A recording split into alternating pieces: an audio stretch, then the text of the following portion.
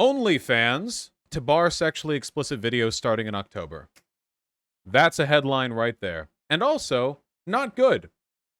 You know, there are a lot of arguments that immediately come to mind in my head concerning the unviability of this approach, why it is destructive to sex workers, why it is generally anti-fun, and a number of other things. Lots of fun stuff like that. Now, there's a superficial reading of this, which is as follows. That OnlyFans did this because they just want to get investor money, and investors are scared off by pornography. That is the immediate reading as I understand it. And I'm sure there is an element to that because historically investors have always been very scared off by anything having anything to do with sex, which is unfortunate and deeply puritanical. Obviously, sex work is work.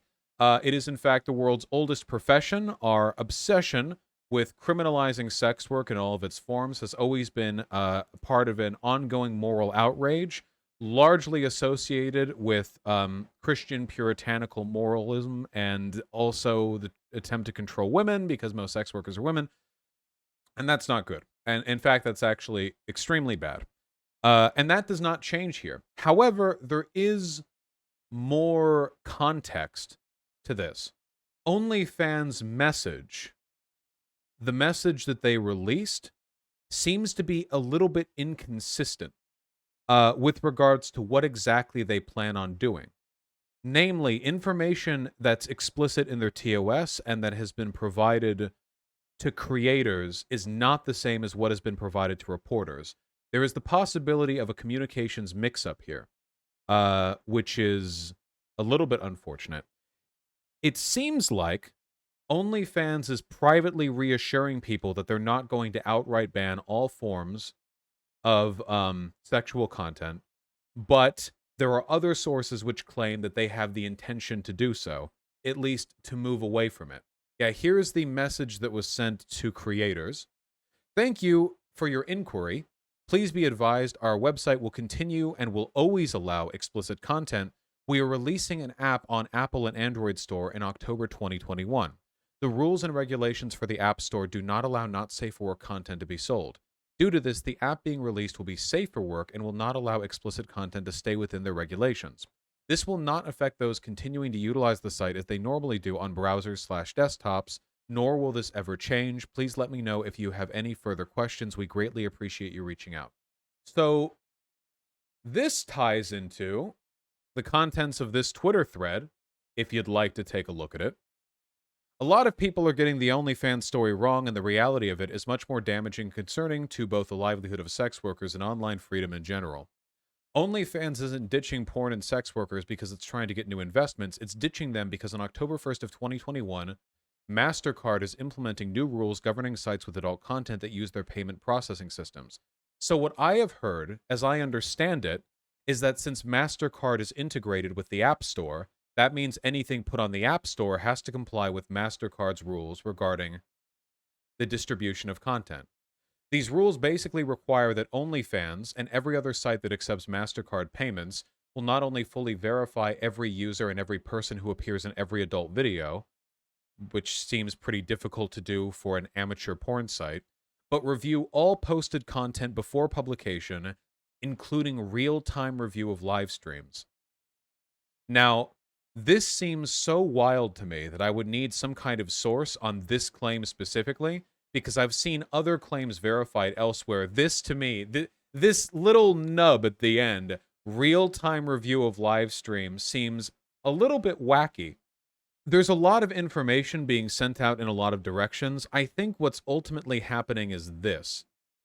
Right now, we're experiencing a modern revival of old and long-standing arguments used against sex workers for morally puritanical reasons. Do you guys remember the changes that were made to, for example, Patreon? Remember how Patreon used to be the hub for sex workers to produce content, but then it became much harder for them to do so because a Trump-era law passed, Tumblr as well. There's been a huge crackdown on the ability for websites to meaningfully host pro-sex work content. Now, To a degree, I am sympathetic with some of these calls for more scrutiny because, say, take Pornhub. Pornhub uh, had this huge purge where they deleted like a billion videos that were produced by anyone who wasn't a registered producer of videos. Now, the only porn videos on Pornhub come from people who have gone through their verification process.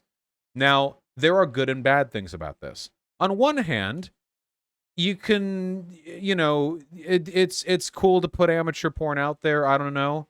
On the other hand, the fact that you could just post whatever you wanted meant there was a lot of child sexual abuse material on that website, which is really bad.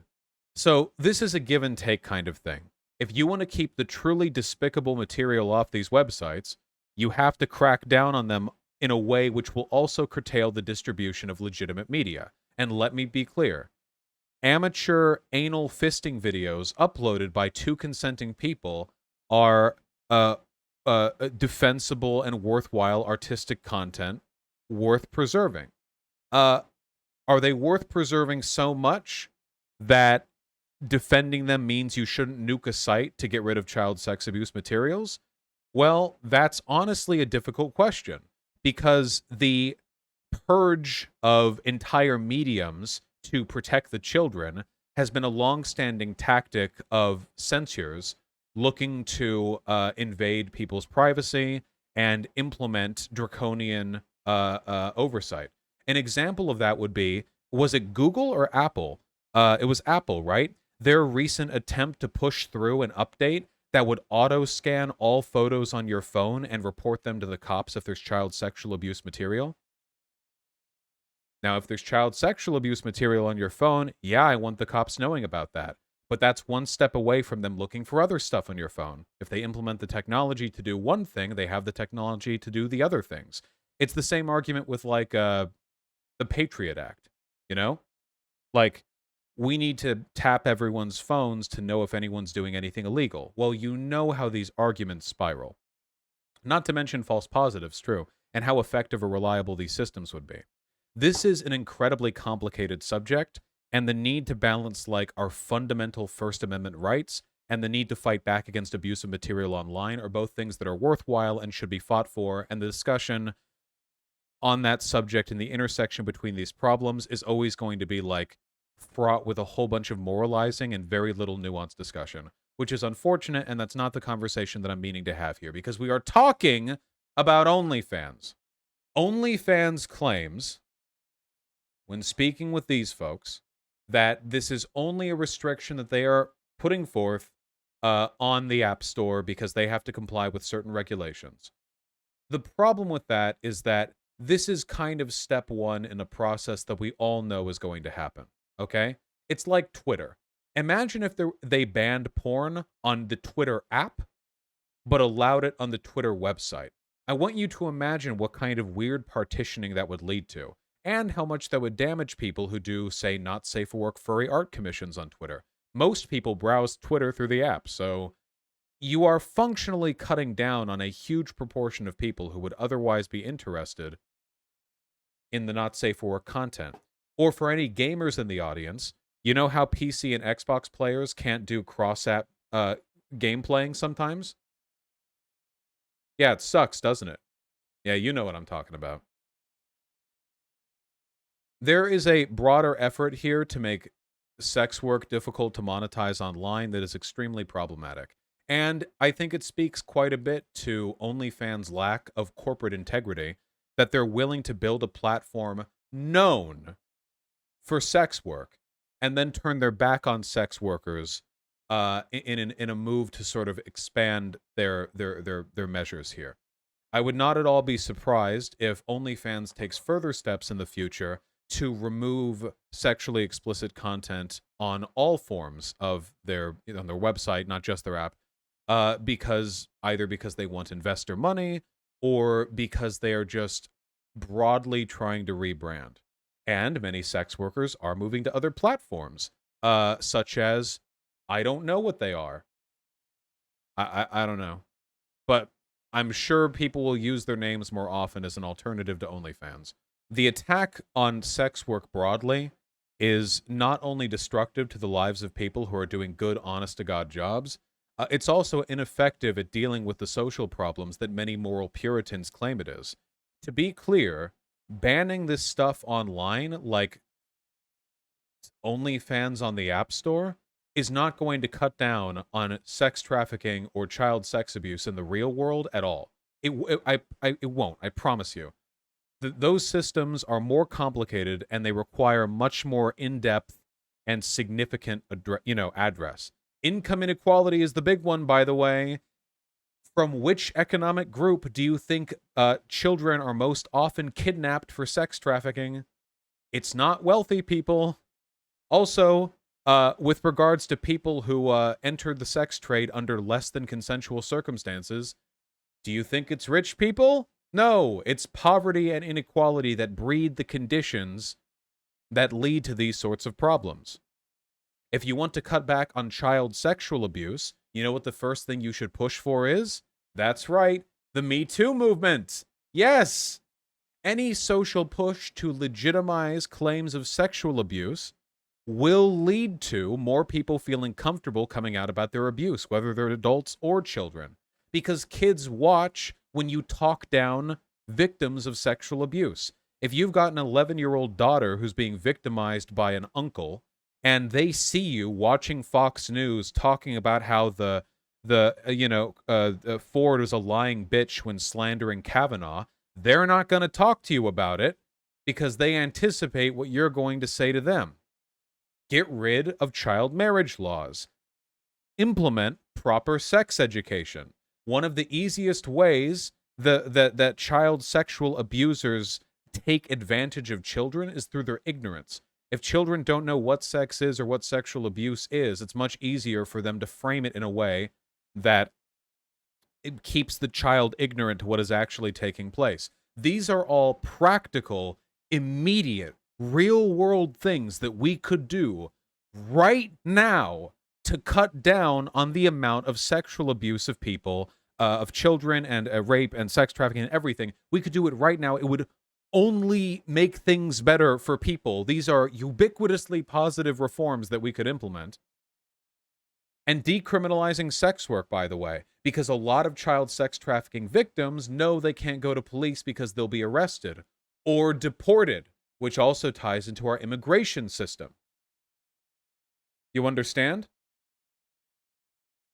There are so many interlocking systems of inequality that people take advantage of, and they're all things that left-leaning people fight against. So if you actually care about the children, the solution is not technocratic overlord Apple fucking spying on your phone photos, or like attacking credit card companies for allowing sex work to be funneled through their... These are not the solutions, okay? Real systemic inequality is the real problem at hand here. And everything else has just been a fairly convenient way of attacking sex workers for moralized reasons. Does anyone disagree with this? You do realize that OnlyFans removing porn is the same as Twitter removing right-wingers when it comes to corporations' terms and services? First of all, no, it isn't. The reason Twitter has TOS with regards to political behavior is to make the site more tolerable to the people who use it, not because they're trying to conform to application store rules or credit card company rules. So you're categorically incorrect. And also, the validity of a TOS implementation is still something that could be questioned. I think banning like far-right hate speech on Twitter is defensible. I don't think it's defensible to ban sex workers from the sex work platform. This is like saying all laws are the same, you know? Like, you have to make a case for them. I think they meant with respect to owners being able to moderate their platforms as they see fit. Wait, am I advocating for a legal ban on OnlyFans doing this? Because that's what far-right people do. Far-right people literally want to ban Twitter's ability to ban them on Twitter. I'm not saying that the government should step in and prevent OnlyFans from making this decision. So, it's not really comparable. I'm protesting their decision, which is everyone's right. Would you mind shouting out those alternative platforms again, Merrick, assuming you're still there? I was going to wait for that. Many vids. Fan Sly. I'll trust the ones Merrick provides. I don't know what the fuck. AVN stars, many vids, Fan Centro, and Fan Sly. Okay, you weren't lying to me. All right, thank you. Much appreciated. Lol, I've never heard of any of those. Not yet. Oh, and Just for Fans. Just for Fans as well. Okay.